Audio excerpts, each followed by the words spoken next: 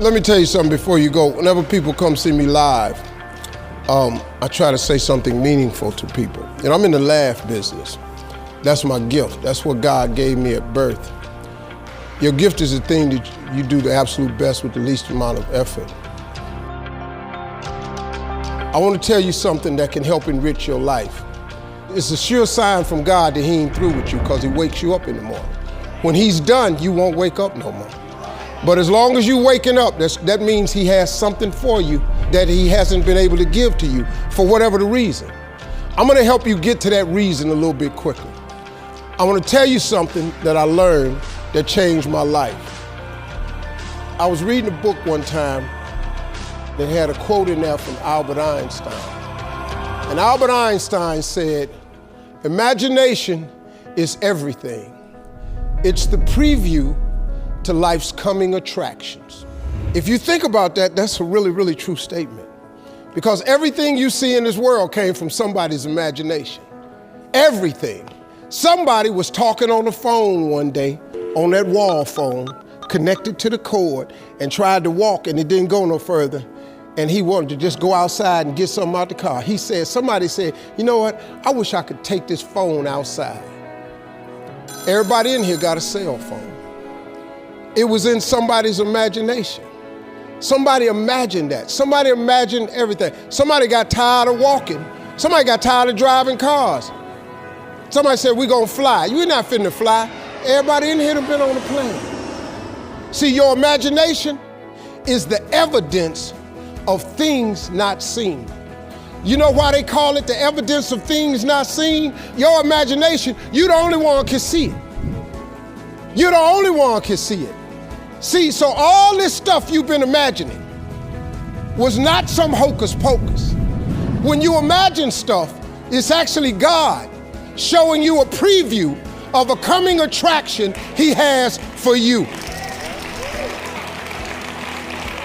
That's what your imagination is. Why do you keep imagining yourself with a second home?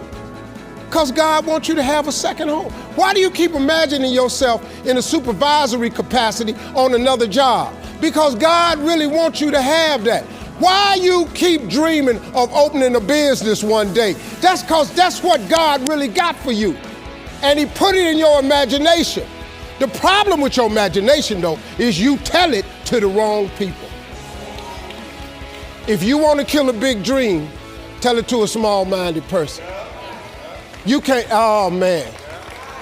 Think about this in your life. How many times have you had this really incredible idea and you took it to your family and your friends? You shared it with them and they shot it down.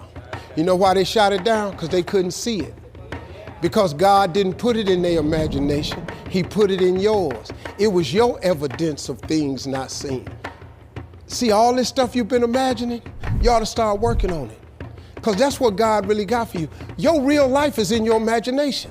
I'm here to tell you that. You think I'm here by accident? I'm here because He put this in my imagination when I was 10. When I was 10, He showed me I was going to be on TV. That's all I ever wanted. The assignment when I was in the 6th grade was everybody write their name on a piece of paper and write what you want to be. You know what I wrote on my paper? I want to be on TV. Now, the problem I had, though, was I used to suffer with a serious stuttering problem. I couldn't talk outside my house. I stuttered for years. I flunked out of school. I'm on my 3rd marriage. I lost everything I ever owned twice. I've been homeless and lived in a car for 3 years. But at 10, though, I wrote on a piece of paper, I want to be on TV. So the teacher went around the room and read everybody's paper. Had you stand up when she called your name. And the only assignment was your name and what you want to be. Doctor, lawyer, dentist, basketball player, football player. I wrote I want to be on TV. She saved me for last. She said, "Little Stevie, come to the front." Now I'm thinking, I'm going to the front because I got the best answer. Because ain't nobody had put that on their paper.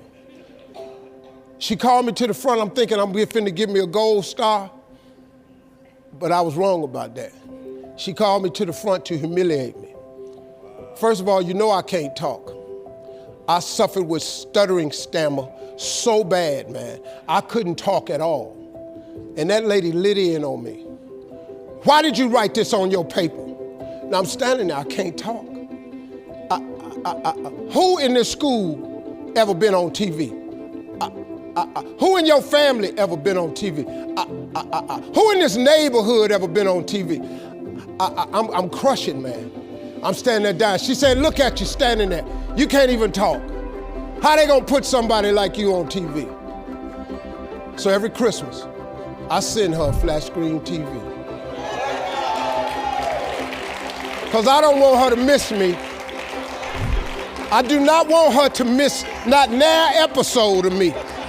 Because I wanted her to see what God had done for me.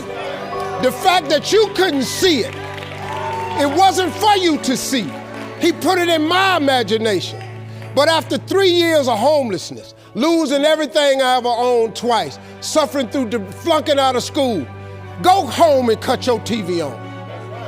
That little boy with the stuttering problem, he all over that TV. You can't cut your TV on. You can't cut your TV on not a day of the week and you don't see that little boy. That little boy with the stuttering problem is all over that TV because God put it in my imagination. All I did was hang on to that thought. I just kept hoping.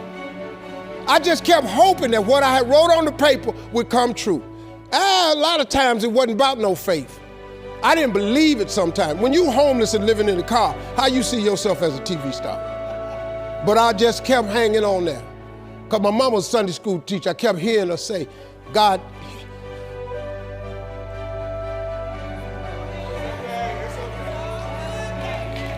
God didn't bring you this far to leave you. God didn't bring you this far to leave you.